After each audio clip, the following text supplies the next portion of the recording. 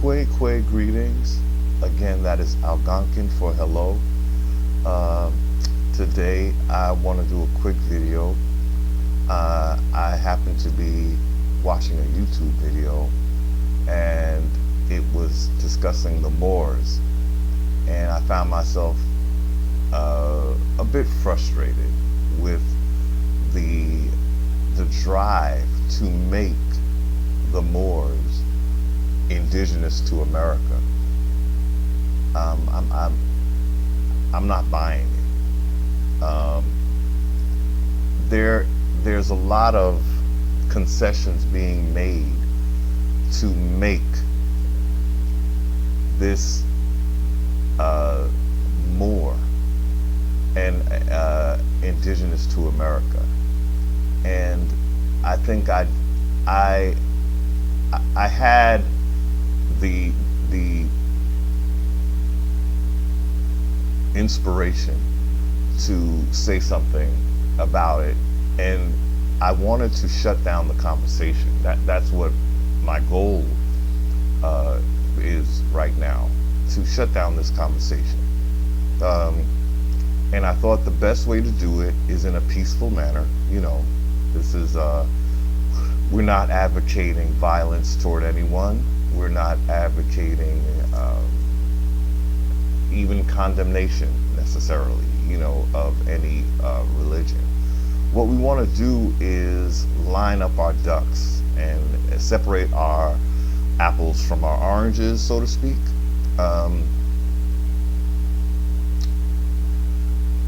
Coming into awareness of my indigenousness, it is partly my duty to speak up where I have been silenced. And how I have been silenced is that my indigenous voice was systemically, let's just say, my vocal cords were severed, in terms of I, as an indigenous American, have been fed a steady diet of you're African, you're from Africa. So what that had the effect of doing is assisting me in losing my voice as the first American of the first American bloodline. Okay, so my voice is back, my voice is in good health, and now I'm speaking. And I'm not going to have any traitor, Traitor,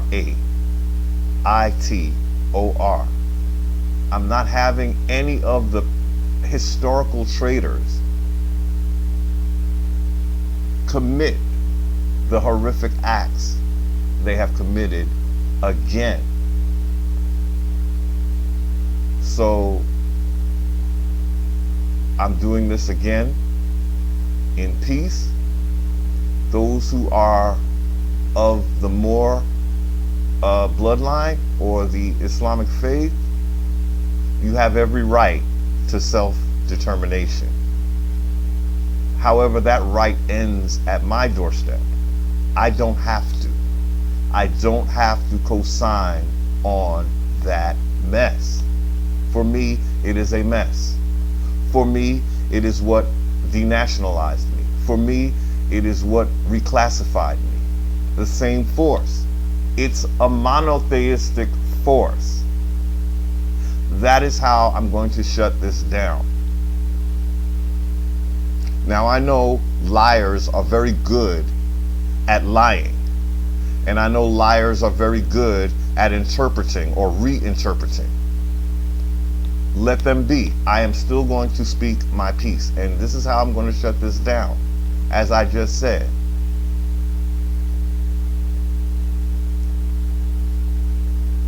Moors are monotheistic. They're the same branch, they're the same root of the whole monotheistic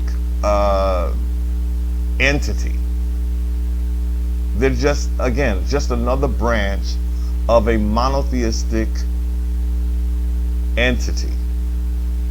One is Christian, one is Hebrew, They're the third one, if you will.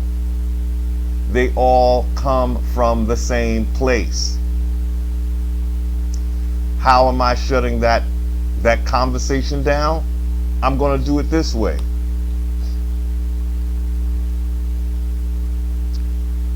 Islam is not a BC religion. I guess I want to say that what the indigenous practiced predates Islam. So then the Moors now, what they do is convert now to saying Moor means a color. See, that's how you duck and dodge. The typical Moor is going to be of the Islamic faith. The indigenous predate Islam. We could not have been Moors because they did not exist. Now, if you're going to use that word to describe a skin tone, well, there's many words to describe a skin tone.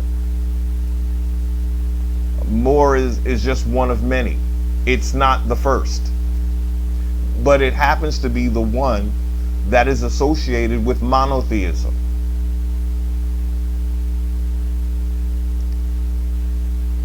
So, what am I saying? Once again, I'm saying I could not have been a Moor because they did not exist when my people were practicing what they believed, which would have been one and the same with the Egyptian mysteries. Okay? Egypt was polytheistic.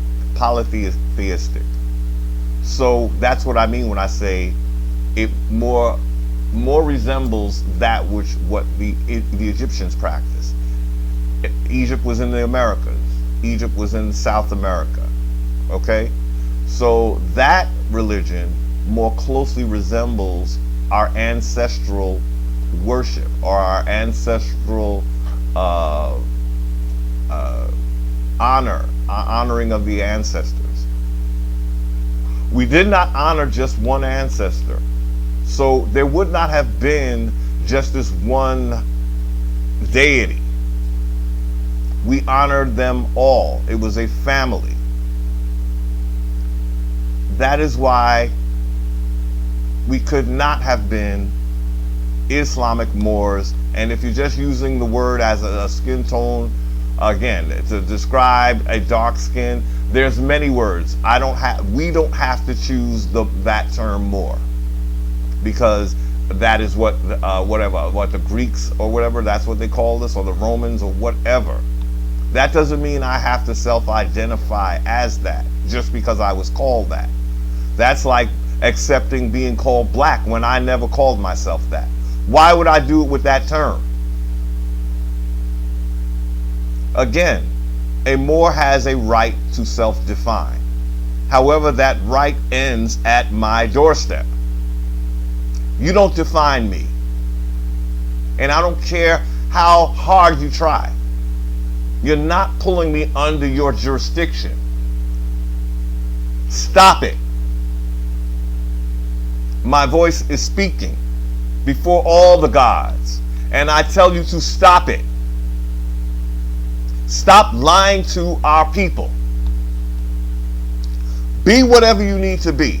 Do it in your part of the world, the part you were expelled to. Okay? That is your place. And this is not directed at any specific person.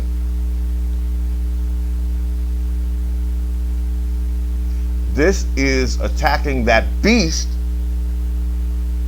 of the indigenous people called monotheism. And indigenous, this is my word to you. If you keep playing with that beast, you're going to be victimized by that same beast again if you don't learn from the past. You want to be one, you talking about uniting? Listen. If you can't, you can't. If it don't fit, don't force it. We are a people that, even if we could not unite, we understood your right to be whatever you want to be. That is how our ancestors rolled. The ancestors of the Moors did not roll like that. What they did was, if you didn't believe how they believed, they would shut you down. Okay? They would shut your temples down, leaving you no choice. And then they want to talk about being civil. The most uncivil acts committed by monotheism, and yet it comes off still to this day as the most civil thing on earth. It is far from it. It has been one of the most brutal entities on the face of this earth. So indigenous, if you want to play with being a Moor, check it. You are not going to make it as an indigenous. Monotheism is the bane of your existence. When Columbus came here and murdered your ancestors, it was because he believed that you were heathen. Okay? That is what monotheism does when you don't agree with what they're doing. Okay? You want to play with that, keep playing with it, and find out what it do to you. It ain't playing with you. It never did. It was life or death.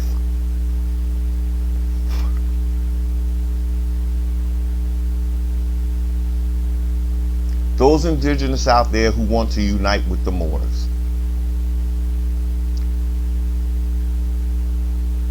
I don't know what to tell you. Your ancestors are rolling over in their graves. Maybe that's what I can tell you. You have not learned what history is teaching you this very minute. Again, we don't advocate violence against the Moors like they have committed acts of violence against our ancestors. What we do ask is that you take that where it started, where you say it started, the Middle East. That's what it's being said about Islam. So we're going to read a little bit about this. This website, I just found it random. No need to get all jiggy with it. Let's just go with what we get. It's good enough. The origins of Islam. The website is studentsofhistory.com. Good enough. Islam is one of the world's major monotheistic religions. It began in the early 7th century. Now, a Moor will again make every concession to make Islam older than that. That is very young. 7th century. That is not a BC religion. So when you pick up to become a monotheist, what you're doing is cutting off your ancestors. And you want to play with this. You just love the idea of the greatness of the Moors. So in love with that. Because they built buildings.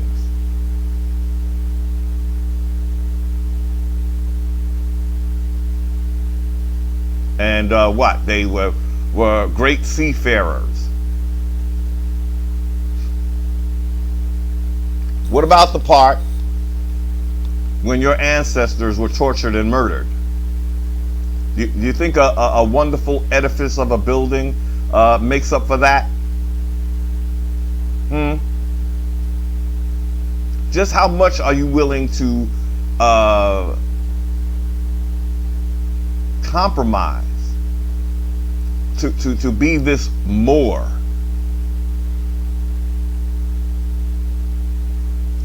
Seventh century. This religion is a baby compared to what you'll ever hear any more say. They know how to, shall we say, expand the truth, shall we say? That date alone is telling you so much of what you need to know. A religion that wants to come off as if it was the first thing that ever happened, when it was actually the last thing, one of the last things that ever happened. Exaggeration. Jacob supplanting Esau. The younger swearing that he's the older in order to supplant you. Cut you off from your ancestors.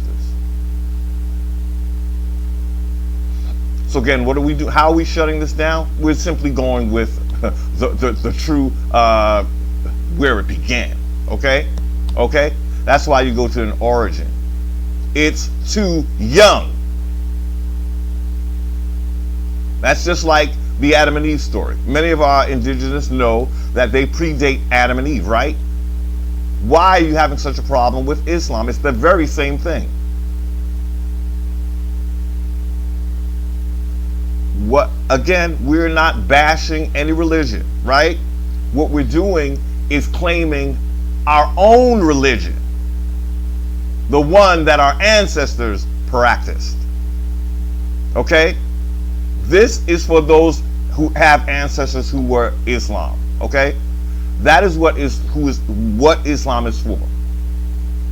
And you will find they were not American.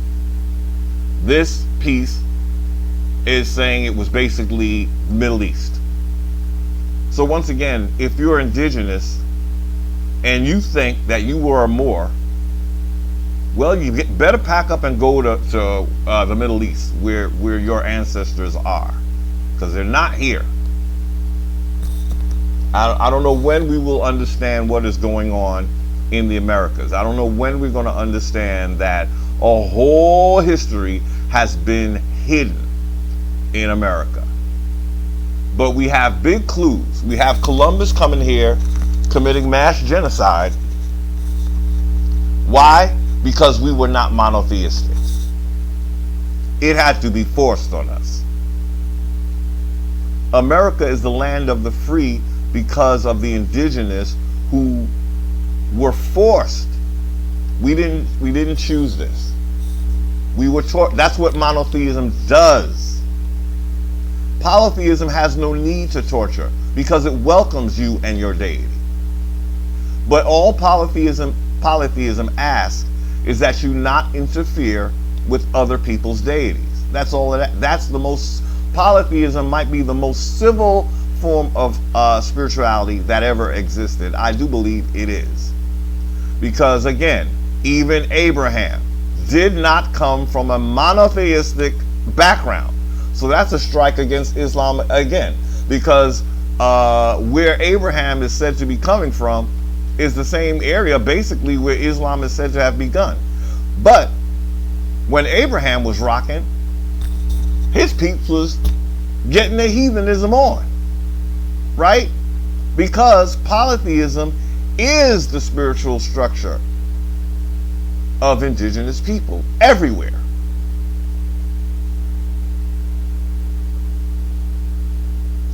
Monotheism is an attempt to bring up one people to dominate all the others. Point blank, period.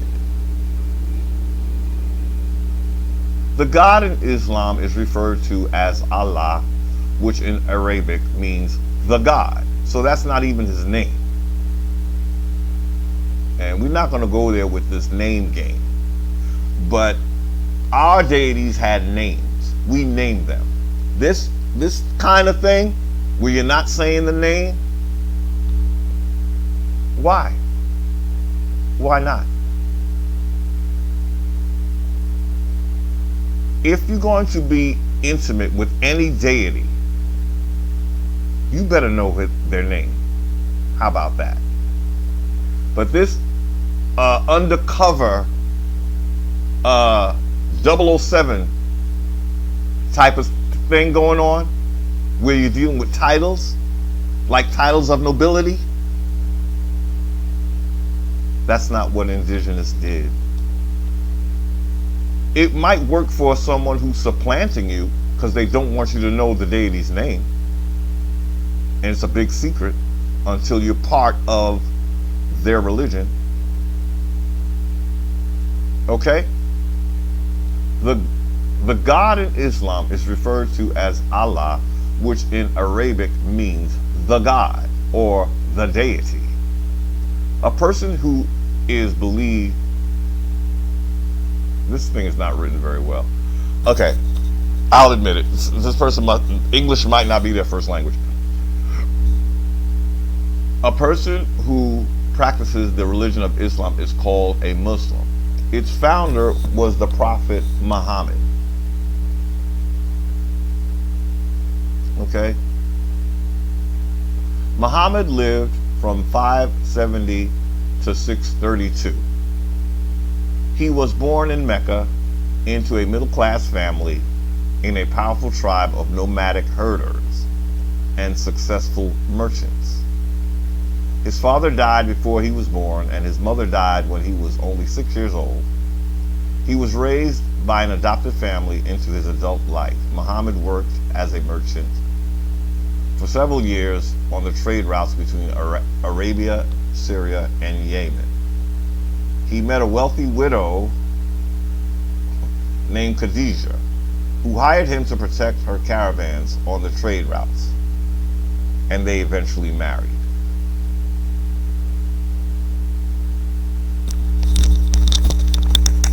So I'm hearing a lot about commerce. And what I'm starting to see is that commerce, that is basically what hijacked the Constitution of the United States of America. We are now in basically commercial law and not in constitutional law. So it's very interesting to read this. It's a lot about trade, you know. A merchant, you know. That's very typical of what a Moor, you know, would be, you know, all about trade. And I was wondering about that. Why was trade so important? Is it because you didn't have a lot of the goods you needed? So it was all about getting in someone else's country to get the supplies that you were bereft of? What was all this trade? Everything was about trade and commerce. Why? We was good in America. I mean, agriculture is great. We had plenty of livestock. We didn't really need silk, you know, fine silk and all of that. It wasn't necessary. We had clothes, you know. And we must have had spices with all the various plant life. We didn't need no spices. So America was good, okay? But these religions that are built on commerce, why? Well, it's a few reasons, okay? Let's leave it at that. When Muhammad was 40 years old, he began hearing voices and seeing visions of divine angels. Okay? To better understand these visions, he would go to Mount Hira or Hira and meditate. On one such journey in 610, the archangel Gabriel appeared to him. Okay.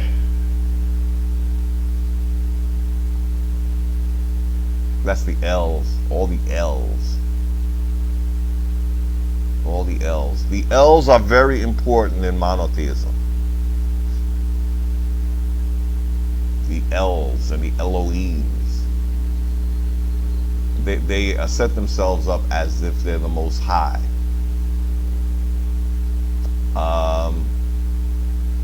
First of all, again, they're a young religion. So they would not have been the original Most High if they were the Most High at all. Okay? So the L's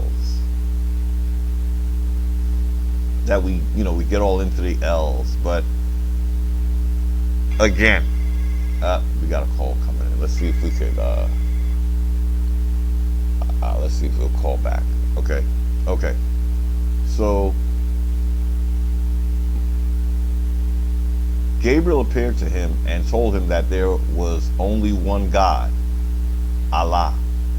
That's not even, now we just found out that Allah is not a name, right?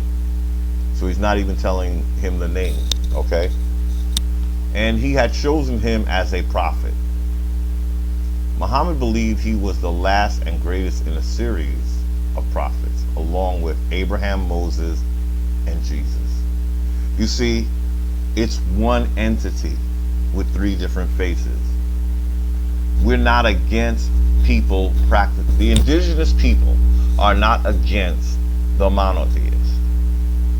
Do what you do.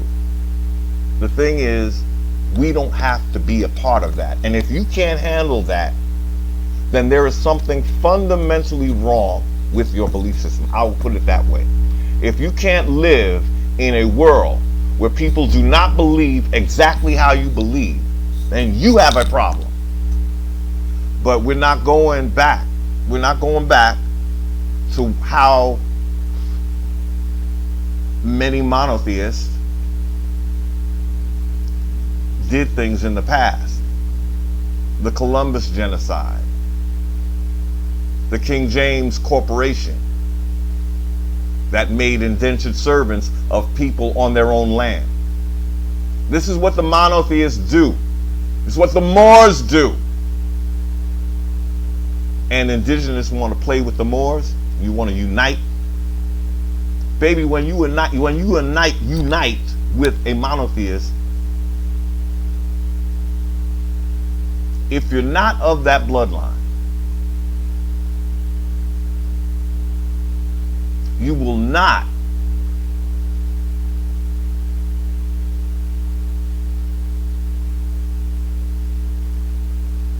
be accepted as much more than a convert. There are religions on earth, and I know we don't want to believe this, but there are religions on earth that are actually national religions. That means if you live in this part of town, that nation is under that religion. That's all they know. So they don't know how to tolerate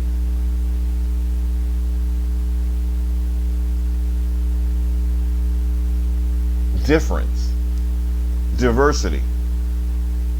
And they're being taught that, like we just said, there is only one God. Why would that be said when it's not the truth?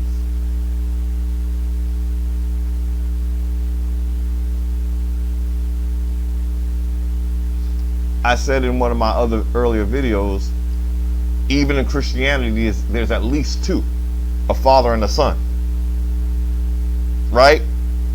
That is not monotheism, if you really want to be real with what monotheism means.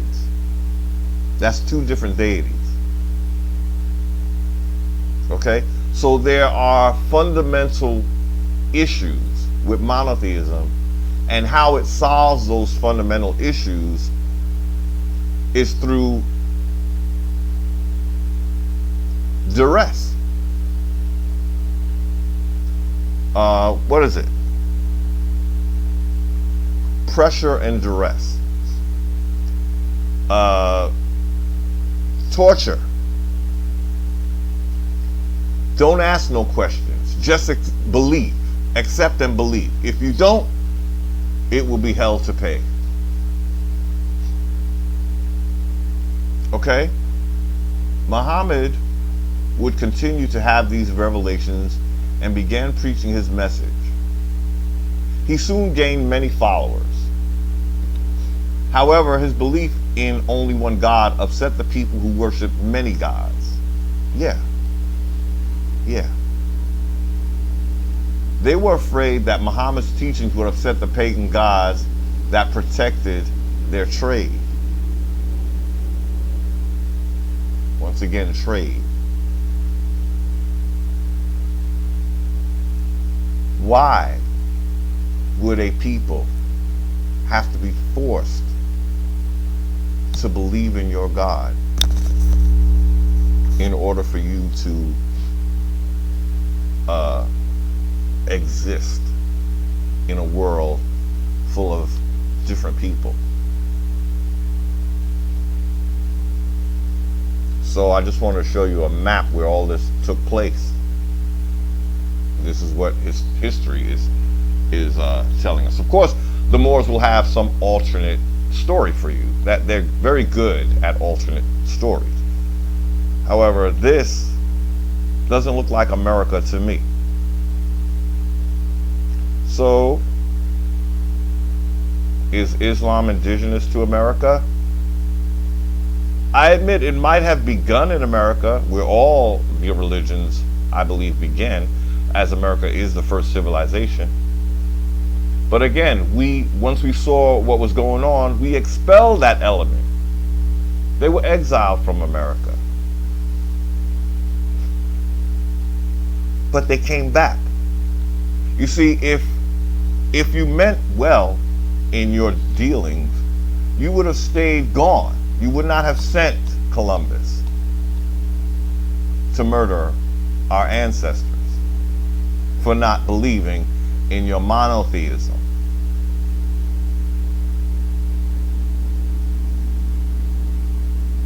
In 622, Muhammad, his family, and his followers became persecuted for their beliefs and had to flee Mecca.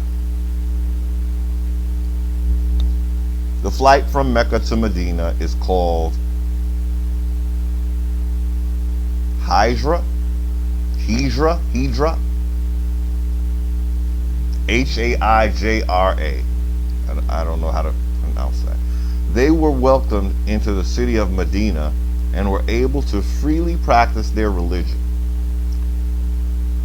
There, the first mosque was built, and he and his followers would pray towards Mecca. Again, we are not speaking against anyone practicing what they choose to practice. But we are, as indigenous, we need to understand what the monotheists did to our spiritual systems, okay? That is what this is about. If anyone makes it something other than that, you are definitely in error. I am not advocating violence against any of the monotheists, as violence was committed against my ancestors on behalf and from the monotheists. You see, I come from a civilized country called America, the oldest civilization on earth, mother of all of these spiritual systems and these alternate truths, meaning that we began with a system that worked, but then from there we had basically monotheistic forces that wish to take over tradition and erase what we knew. This is the problem that monotheism will have to reckon with. They want to say that you are anti-monotheistic, shall we say. They don't take into account that is their religion that committed and started committing the heinous acts against what they call pagans.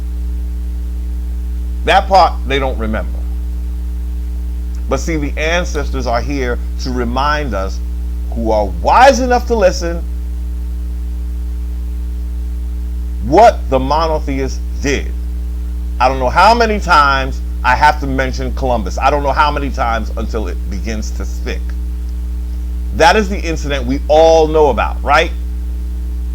You have to look at it and know what that was about. First of all, he came to, quote unquote, recapture our holy land. Recapture? You came to redefine our holy land.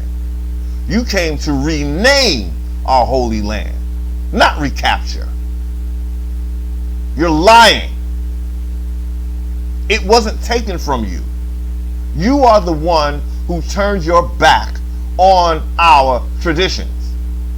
That is why we let you go. We had to let you go. You were not happy here. You just didn't know, or you did not understand that you could not just snap your finger and have all of us be the monotheists that you needed us to be. You just didn't get that. So you call yourselves coming to recapture Jerusalem, named after the deity Heru.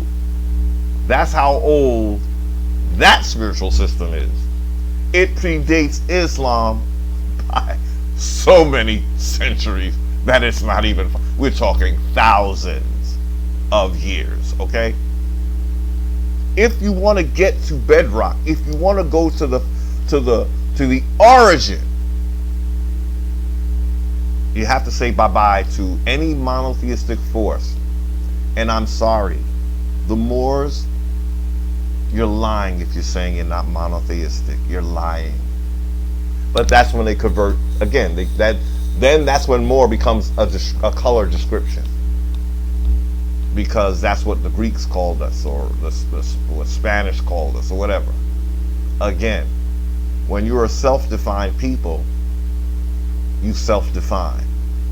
So even though there's some Europeans that might want to see me as an indigenous and put a label on me of Moor, that's all they knew.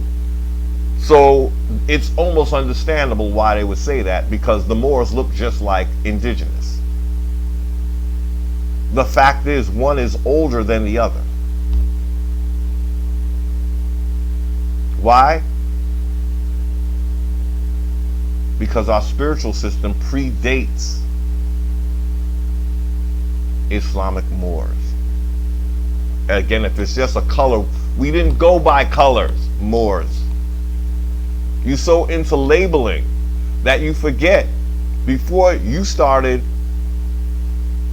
going throughout the world trying to spread monotheism, we didn't call ourselves by colors. We were by the land. We were named after our land. We were American, Tamarian. We would not have called ourselves Moors because we didn't describe ourselves by a fucking skin tone. That is your world. Why is that your world? Because you desperately need to remove indigenous from their landmass. So how do you do it? You gotta disassociate them with their landmass, like they did with our indigenous asses. And we want to unite with that. Be careful. Be careful what you want to unite yourself with, okay? it's not that we did not, they broke away from us. It is not the onus on, it's not on us to unite with them. They wanted power. So you talking about you want to unite. Ain't nobody wasn't trying to unite. There was a group of people that did not want to be part of what we were, what our belief system was. If they couldn't get their way, they did not want to be with us.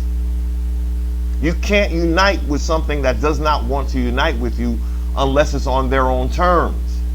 Indigenous, wake up.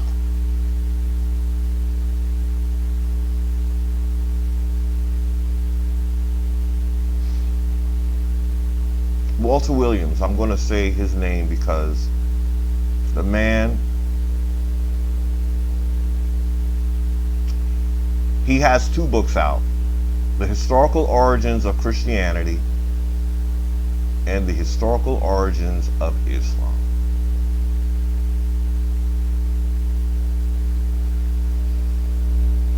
In his books, you will learn that it was the Jacobites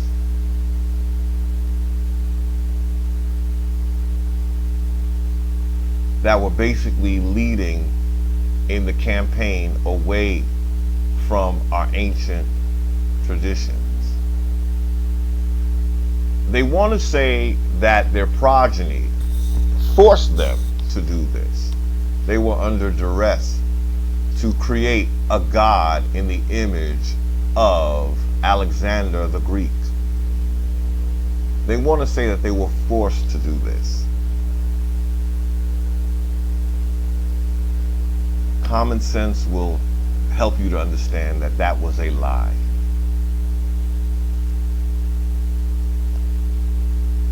What is more likely, and what makes a lot more sense, is that as they started to lighten up the races through selective breeding, the priesthood decided that they needed to create new deities for the lightened, if you look at our ancient American deities, you will see that they were all, for the most part, they were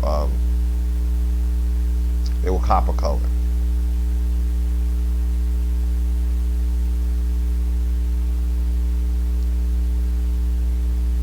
So it's just a beautiful thing. So I could pull up a picture of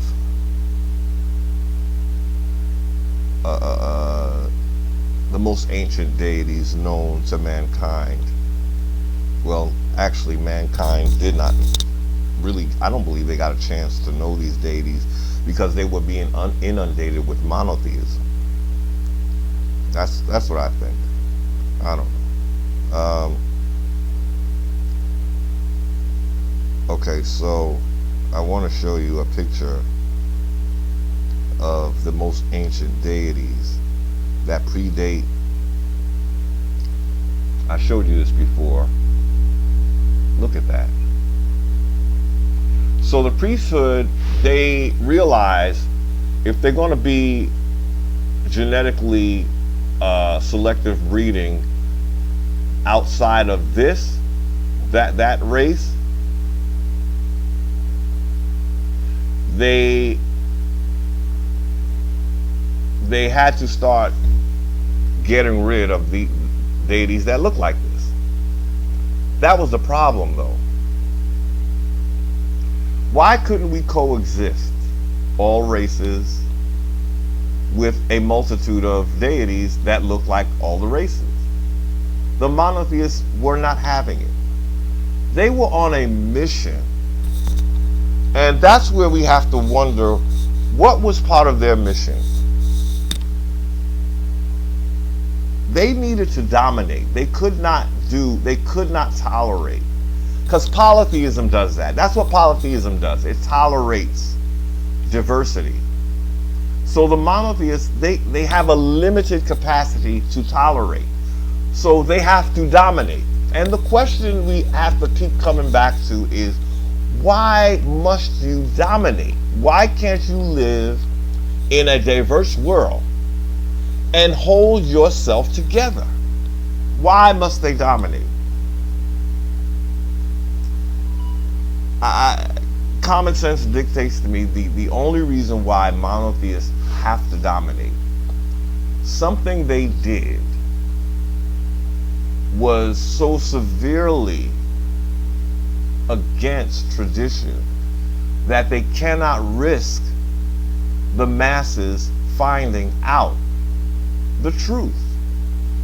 When you have to dominate, because you can't allow people to go past go into a BC time frame, there's something back there that you don't want them to know. So you're constantly setting them up for a 7th century religion like Islam.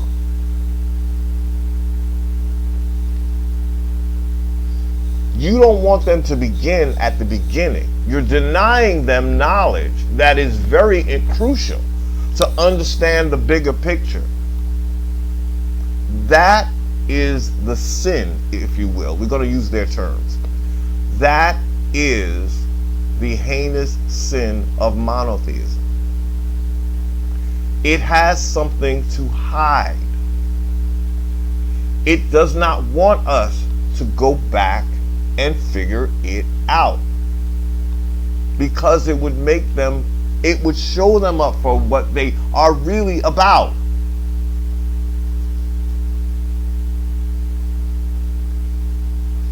I didn't post the video yet, but I did a video just last night, which I didn't post yet. But in it, I spoke about Heru, and I compared Heru to one of the monotheistic gods, Jesus. Without going to, well, let's look. I'll show it. We did this already. If I post the video, sorry for the repetition. Oh, that was something. I'm sorry. That was another topic. Here we go. Yes, we did our Manila envelope blackboard. So if you will just look, at the comparison of the two sons of God, or the Son of Man and the Son of God, of the true heir, Heru.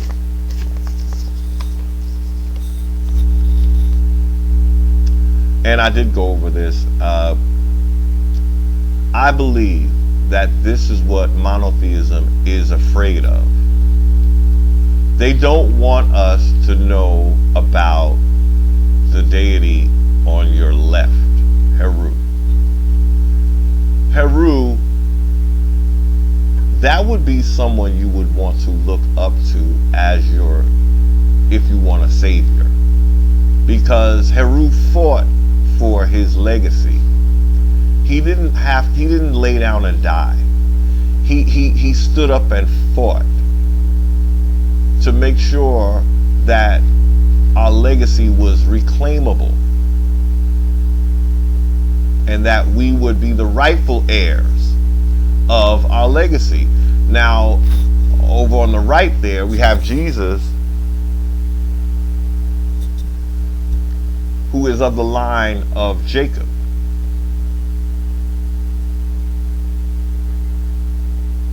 This is what makes Jesus a problem. He is of the line, I'm not saying he's real, but if you follow the narrative, he would definitely be of the line of Jacob the deceiver. Okay? Now, what Jacob does is unlike what Heru does. Heru is the rightful heir. Jacob is not a rightful heir. So Jacob has to rely on deception Jacob has to dominate every situation because he does not want you to uncover what he is about. So he creates deities that seem to affirm deception. So the major difference between Jesus and Heru, they both come from like a trinity, you know, but Heru has, both of his parents are deities.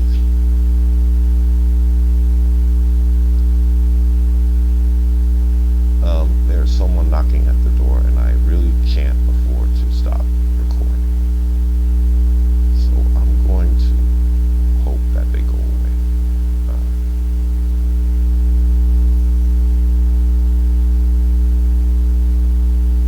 I didn't invite company, so I'm not.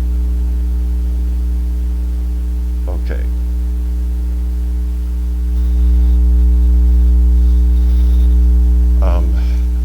You can read it.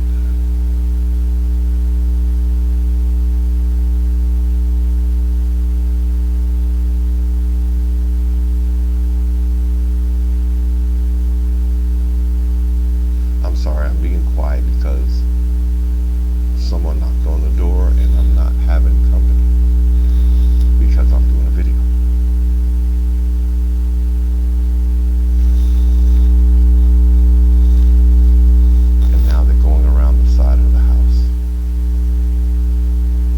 I'm going to have to stop this video. I'm going to have to stop this video. We will have to continue, but if you could please see here.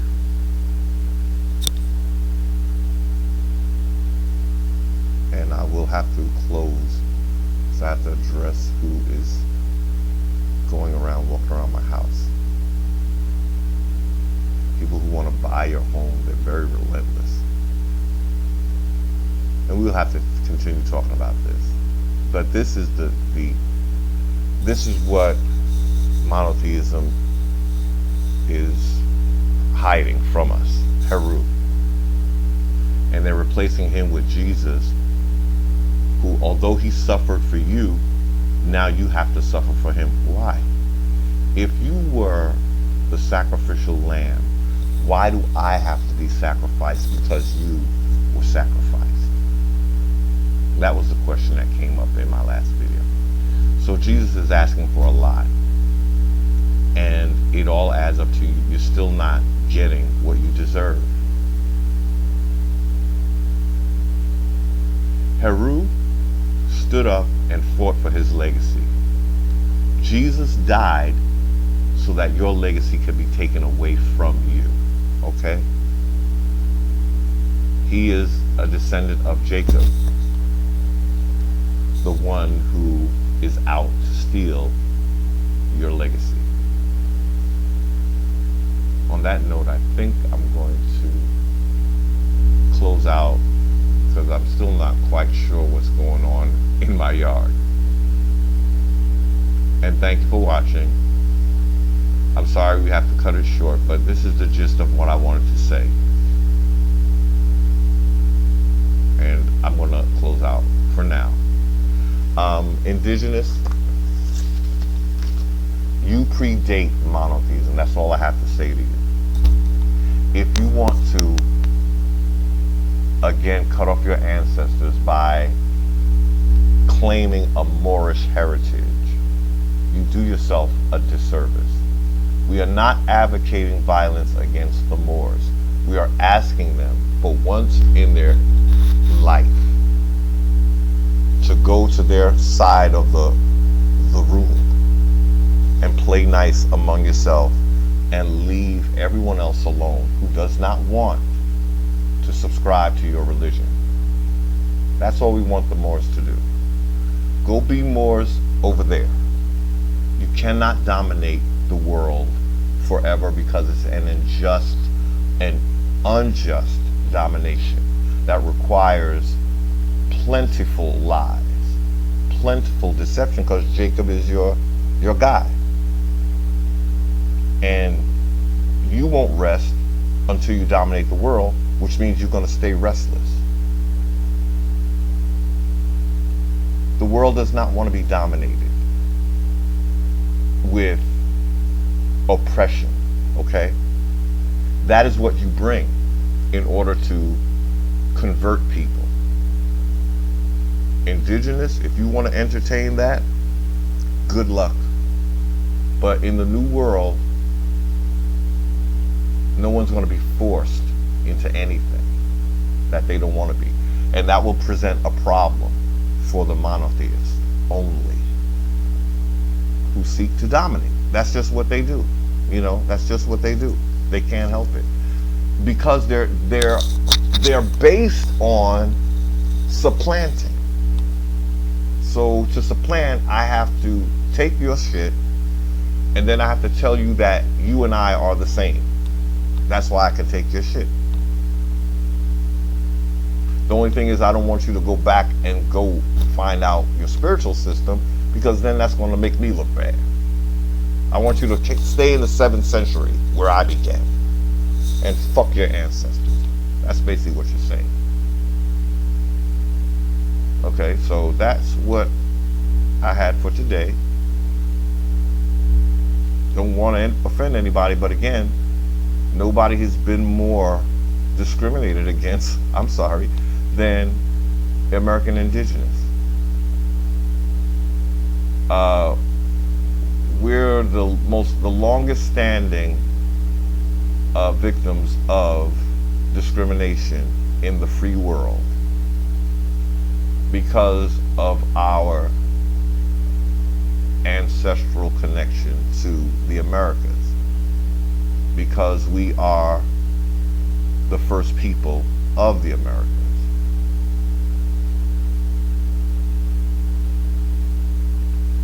So, didn't want to offend, but again, it's our time. The time for the indigenous to take back his legacy, to take back his inheritance. That's what has to happen. And the thing is, we're sharing it. That's why we invented the Constitution. We're not stingy. It's just that we refuse to be dominated by a religion. That's not what America was about. So the monotheists will just have to leave once again. Stop coming back with the bullshit. That's all we ask. You want monotheism, but then your people want to escape your world, and now you want to come and dominate our world. You're oppressing your own people, and you don't understand why they don't want to be monotheists.